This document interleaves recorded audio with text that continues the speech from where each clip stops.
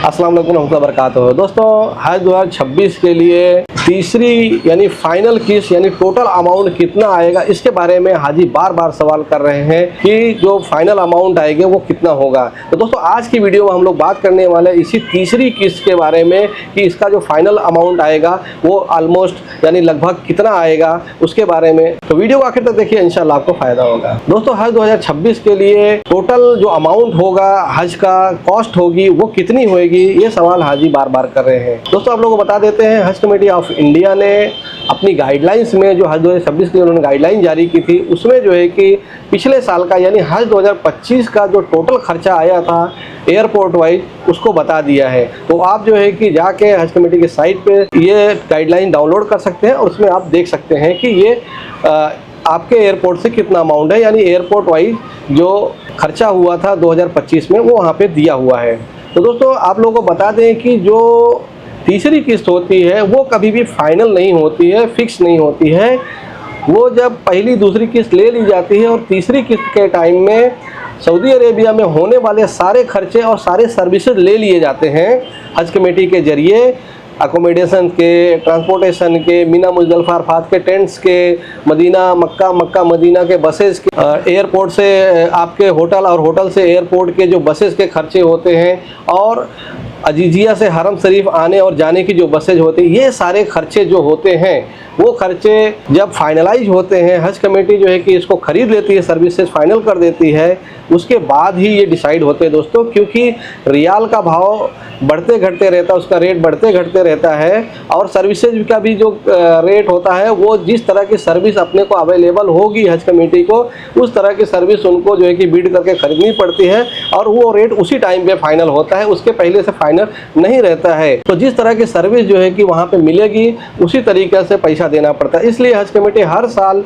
ये जो तीसरी किस्त होती है यानी फाइनल अमाउंट जो होता है वो लास्ट में बताती है सर्कुलर के जरिए। लेकिन दोस्तों, जैसे कि हाजी लोग बार बार यही सवाल पूछ रहे हैं, उनका भी सवाल जायज़ है कि हमको अगर पहले से मिल जाए, मालूम पड़ जाए कि कितना अमाउंट आएगा, तो हम लोग अपनी तैयारी कर करें। बहुत सारे हाजी ऐसे होते हैं दोस्तों, धीरे धीरे तैयारी करते हैं, उनके पास पैसा एक साथ में नहीं होता है, तो उनको जो है कि पहले से तैयारी, जब भी इंस्टॉलमेंट आ जाती है तब वो दौड़ने भागने लगते हैं, अपनी तैयारी करते हैं। तो ये इस तरह के हाजियों को जो है कि इससे बहुत सहूलत हो जाएगी कि अगर उनको ये मालूम पड़ जाए कि टोटल अमाउंट हज का इस साल कितना होने वाला है। तो दोस्तों, आप लोगों ने जो है कि पहली और दूसरी किस्त भर दी है, वो है 2,77,300 रुपया।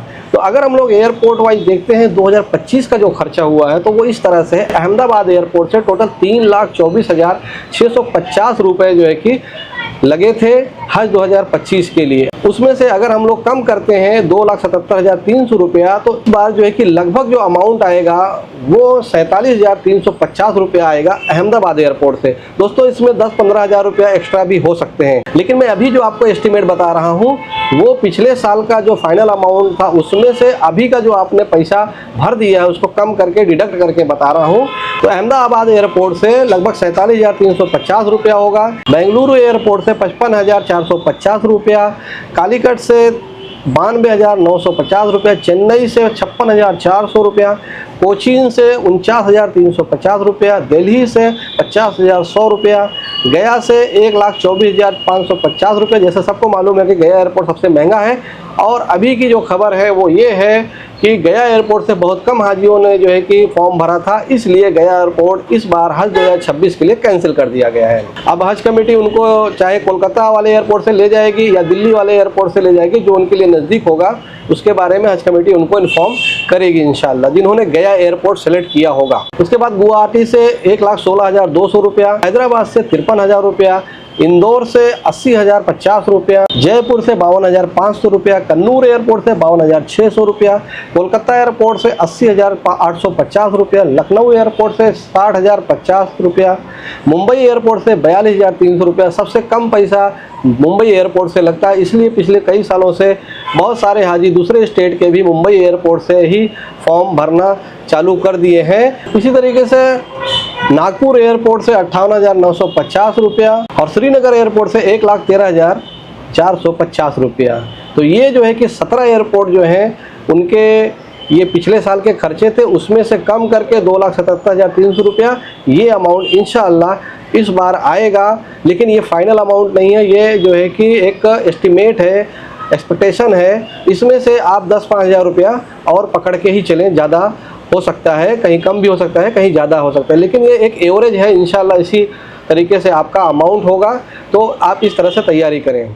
अब दोस्तों ये मैंने आपको बता दिया कि 17 एयरपोर्ट का जो है कि लगभग खर्चा क्या आने वाला है। इसके बाद भी कुछ चीज़ें, कुछ खर्चे और भी हैं। जैसे अगर जिन लोगों ने इस साल केटरिंग लिया हुआ है, खाने का लिया हुआ है हज कमेटी ऑफ इंडिया की तरफ से, उनका जो खाने का खर्चा होगा वो अलग से ऐड होगा। जो भी 5,000 10,000 रुपये पर पर्सन आएगा वो खर्चा अलग से आपका ऐड होगा। तो वो आपको ध्यान में रखना है कि ये इसमें जो है कि खाने का खर्चा नहीं है। इसी तरीके से जिन लोगों ने कुर्बानी यानी अदाही हज कमेटी ऑफ इंडिया से लिया हुआ है, तो उनका भी जो है कि अदाही का चार्ज अलग से ऐड होके आएगा, जिसको हज कमेटी ऑफ इंडिया ने अपने गाइडलाइंस में बता दिया है कि वो टोटल आपको 720 रियाल रहेगा पर पर्सन, पर हाजी के हिसाब से। जिसको अगर हम आज के रेट से देखते हैं कि आज जो SAR यानी सऊदी रियाल का रेट है वो 23 रुपये 77 पैसा है, तो उसके हिसाब से लगभग 17,000 रुपया आपको पड़ेगा कुर्बानी का हज कमेटी ऑफ इंडिया की तरफ से। ये पैसा जिन्होंने कुर्बानी हज कमेटी ऑफ इंडिया की तरफ से लिया है उसको अलग से देना पड़ेगा। इसके अलावा दोस्तों जो सिया हजरात होते हैं, सिया हाजी होते हैं, वो जो है कि अपनी मीकात जोहफा से सेलेक्ट करते हैं।